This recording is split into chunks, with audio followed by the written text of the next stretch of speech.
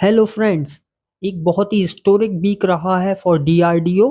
DRDO ने एमआईआरबी technology को test किया है and it has been absolutely successful for DRDO.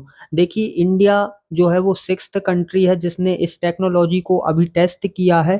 और इससे पहले US, Russia, China, France and UK, इन 5 देशों के पास ये टेक्नोलॉजी थी। डीआरडीओ ने इसके बारे में सूचना देते हुए लिखा है, advanced Agni missile with MIRV multiple independently targeted re-entry vehicle system was successfully tested from Dr. APJ Abdul Kalam island, Odisha on 8 May 2026। देखिए, ये जो टेक्नोलॉजी है ये बहुत ही इंपॉर्टेंट टेक्नोलॉजी है इन मॉडर्न वॉरफेयर। इसको अब्दुल कलाम, जो doctor APJ Abdul Kalam island है, वहाँ से टेस्ट फायर किया गया। और इस टेक्नोलॉजी में बहुत सारी जो मिसाइल जो होती है वो बहुत सारे सेवरल इंडिपेंडेंटली गाइडेड पेलोड्स को अपने साथ ले जाता है, जिसके बाद वो पेलोड्स जो है मिसाइल से अलग होते हैं और प्रिसाइज कंट्रोल के साथ जो मल्टीपल टारगेट्स हैं उनको हिट करते हैं। मतलब आप ऐसे समझिए कि अभी जो मिसाइल होती है वो किसी एक टारगेट को जाकर ही हिट करती है, पर सिंपल वर्ड्स में अब आप समझिए कि अब जो मिसाइल है उसमें मल्टीपल टारगेट्स, वो एक ही मिसाइल जो है एक ही इंजन से हम उस मिसाइल को लेके जाएंगे और वो मल्टीपल टारगेट्स को हिट करेगी। तो देखिए, ये एक हिस्टोरिक अचीवमेंट है for India.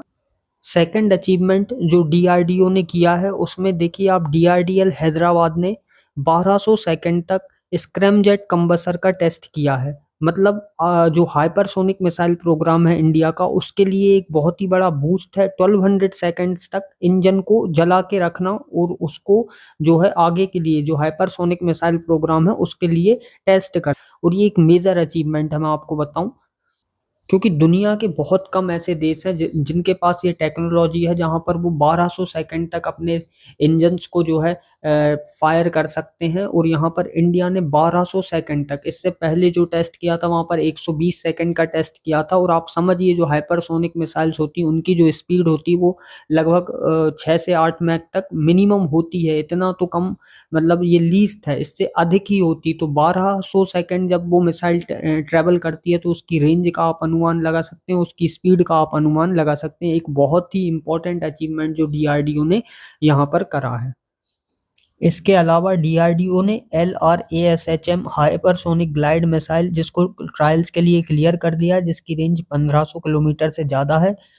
Tara glide weapon system successfully test कर लिया गया है उड़ीसा के कोस्ट से।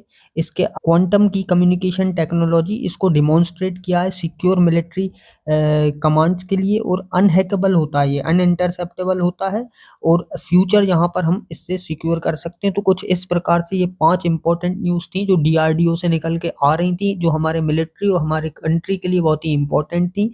इसके अलावा अब हम बात करते हैं न्यू सीडीएस की। तो देखिए, हमको हमारे न्यू सीडीएस मिल चुके हैं, जिनका नाम है लेफ्टिनेंट जनरल NS राजा सुब्रमणी, जो कि हमारे new chief of defence staff होंगे। वर्तमान एस राजा सुब्रमणी वर्तमान समय में मिलिट्री एडवाइजर है नेशनल सिक्योरिटी काउंसिल सेक्रेटेरिएट में, जो कि 1 सितंबर 2025 से ये वर्तमान समय तक, जब तक कि ये सीडीएस का पद ग्रहण करेंगे तब तक के लिए हैं।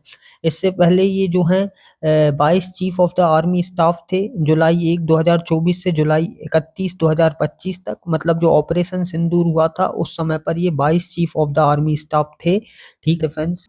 इसी के साथ वाइस एडमिरल कृष्णा स्वामीनाथन जो हैं वो हमारे next chief of naval staff होंगे।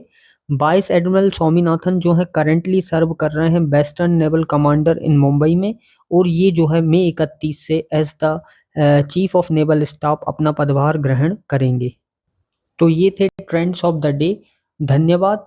Please like and share the video and do subscribe the channel. जय हिंद।